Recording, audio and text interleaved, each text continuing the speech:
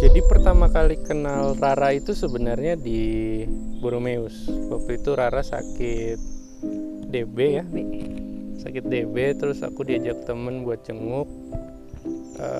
Ya akhirnya ketemu di situ lah. Dan semenjak saat itu ya kita kenal aja, temenan kayak temenan biasa aja di PMK. Habis itu kita nggak terlalu banyak ini ya, nggak terlalu banyak interaksi sampai 8 di tahun kemudian. ya sampai di November 2019 akhirnya kita ketemu lagi di nikahan temen. Nah, nggak tahu waktu ketemu kedua kali itu yang udah beda rasanya. Jadi start dari sana, kayak awalnya saya nggak langsung PDKT gimana sih ya, tapi kayak nanya aja, ini feeling ini beneran nggak. Jadi waktu itu sempet saya kayak abaikan, nggak saya, maksudnya saya diemin aja, nggak dikejar atau gimana sampai akhirnya di satu titik saya ngerasa kalau perasaannya dari ketemu sampai sekarang nggak berubah, ini lebih dari biasa aja nih kayaknya. Dan akhirnya ya waktu itu mutusin buat ini deh, make a move gitu ya. Ya. Kalau dari kamu? Gitu. Kalau dari aku gak berkesan sama sekali waktu ketemu di ITB karena nggak ada momen, karena dia nggak pernah ngumpul sama teman-teman yang lain. Aku lebih seneng ngumpul sama teman-teman cowok dia yang lain gitu. Jadi setelah 8 tahun 2019 kan, itu aku malah punya plan lain ke dia, mau jodohin lah dia sama teman aku gitu. Malah dia yang mau PDKT sama aku. Di situ sempat agak panik, tapi akhirnya ya udah deh, dicoba dulu aja buat PDKT sama Boper gitu.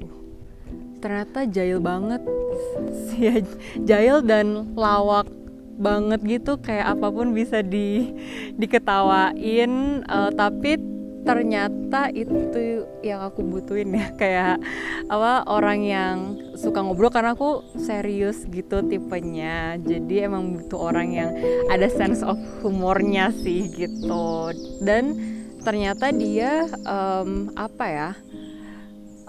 perhatian banget sih gitu as a man ke cewek, dan kayaknya nggak nyangka kalau bakal seperhatian itu dan seklingi itu juga sih ternyata orangnya. Ya setelah kenal setahun kayaknya itu deh, nggak kepikiran ternyata pas PDKT orangnya ternyata kayak gini.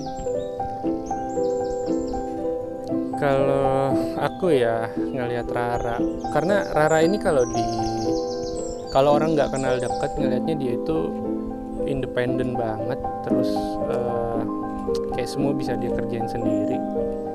Dan ternyata dia punya sisi lemah ya, dia ternyata clingy banget, terus dia butuh tempat buat bisa jadi ininya aja ya, jadi sisinya yang lemah ya. Mungkin yang paling aku kaget adalah Rara ini mood swingnya parah banget. tapi justru gitu kita ini ya, di situ aku belajar buat semakin kenal bahwa Rara ternyata seperti ini orangnya, dan I'm okay buat deal dengan hal itu sih. Jadi kayak justru jadi kayak kita berdua sepakat ya, kita pengen jadi pasangan kita tuh nggak yang jadi orang lain, tapi jadi diri sendirinya aja, tapi seiring waktu bertumbuh sesuai dengan versinya, jadi yang terbaik sesuai dengan versinya. Kita nggak pengen pasangan kita jadi orang lain sih. Awal-awal kita pacaran tuh kita kaget deh, karena ternyata Rara orang seperti itu dan saya orangnya seperti ini. Mungkin part yang membuat kita yakin adalah karena kita berdua itu sama-sama punya pemikiran buat grup. Kita pernah ikut salah satu kelas pranikah ya waktu itu adalah salah satu lembaga buat kelas pranikah gitu. Dan gitu di situ kita belajar buat kenalin pasangan kita satu sama lain. Ada hal-hal yang harus kita sepakatin. Ada hal-hal yang memang jadi luka masa lalunya Rara, ada hal-hal yang jadi kekuatannya Rara di situ. Dan sering berjalan waktu kita semakin kenal. Hal yang paling membuat aku yakin sih karena Rara itu dia takut sama Tuhan, dia punya mindset buat grow itu aku appreciate sekali, dan dia bisa menghargai pasangannya sebagai laki-laki. Jadi meskipun Rara ini dikenal sebagai orang yang independen, bisa semuanya, tapi ketika sama pasangannya dia itu mau untuk submit, mau untuk tunduk, dan itu sih yang buat aku jadi kayak I want this person to be my wife. Dia nggak nyerah untuk aku, jadi kan kadang cewek tuh suka tarik ulur ya atau ngetes gitu. Nggak nyerah sih, dan nggak ada, kayaknya di Boper tuh nggak ada opsi buat ninggalin gitu. Jadi ternyata ada ya cowok yang nggak nyerah gitu buat aku gitu. Dan ini sih sama juga terus mau bertumbuh dan improve diri sendiri sih, soalnya susah ya kalau orang tuh nggak, ya gue emang gini gitu, terus kayak itu buat aku tuh capek banget sih gitu. Nah jadi dia punya dua hal itu, jadi aku ya say yes gitu untuk spend the rest of my life with him. Hal yang paling berat itu ya ketika LDR ya. Jadi hal paling menyenangkan adalah ketika ketemu di bandara pulang. Hal yang paling menyedihkan adalah ketika ketemu di bandara pergi. Ya aku pikir kita punya banyak sumber konflik, tapi yang paling sering adalah LDR ya. Masalah LDR karena kita berdua itu butuh buat ketemu satu sama lain, butuh buat ada kehadirannya ada. Dan kita sempat mau putus berapa kali ya? 3 kali. Bahkan even setelah dipropose tetap kita sempat mau putus.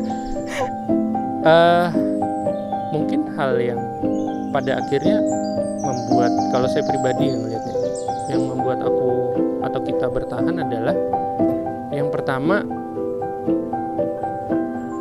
pada akhirnya kita sadar bahwa kita nggak bisa jauh-jauh dari satu sama lain gitu sih. Pada akhirnya kayak lebih baik aku ngelepas egoku daripada jauh-jauh dari Rara gitu. Dan hal yang kedua adalah karena ini kasih karunia Tuhan sih. Kita dari latar belakang yang beda banget, kita punya luka lama yang banyak banget, dan kita rusak banget.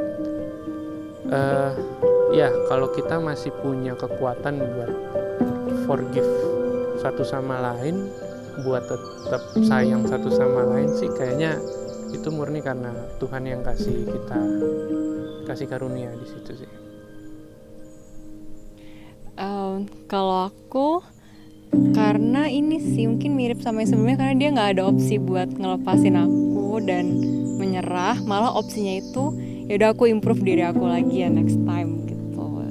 Itu aku ngerasanya unconditional love gitu sih. Jadi kayak ada ya orang yang mau improve dirinya itu segitunya buat aku gitu. Nah itu pertama kali aku experience unconditional love. Jadi itu titik dimana kayak orang ini juga worth untuk diperjuangkan gitu, dan mau jalanin hidup bareng gitu.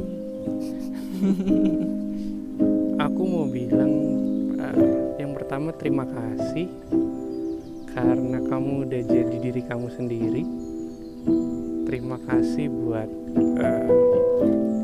udah mau sabar, udah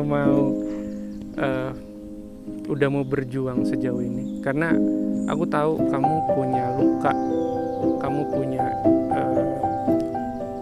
isu tentang kehadiran, dan 1 tahun LDR itu nggak gampang buat kamu, tapi kamu tetap nggak nyerah di situ.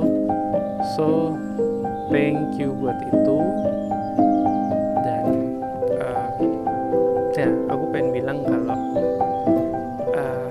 aku bersyukur banget punya kamu sebagai pasangan. Kamu bukan cuman kamu lebih dari sekedar pasangan sih. Kamu sahabat terdekatku. Kamu juga orang yang pada akhirnya membuat aku confident, membuat aku sadar kalau aku punya potensi sebesar itu, dan aku bisa wujudin mimpi-mimpi aku. So thank you buat itu. Sama. Mau ngucapin terima kasih. Kayaknya kamu udah sering denger sih, karena udah nunjukin aku unconditional love tuh kayak gimana. Aku jadi bisa experience unconditional love, sama kayak Tuhan sayang sama aku, kamu sayang sama aku, kayak gitu. And thank you for accepting me with all my flaws and with all my dreams. Karena kamu tau aku anaknya ambi. Aku masih pengen ngejar banyak hal, dan makasih udah mau terus jalan sama aku untuk achieve all those dreams. So thank you.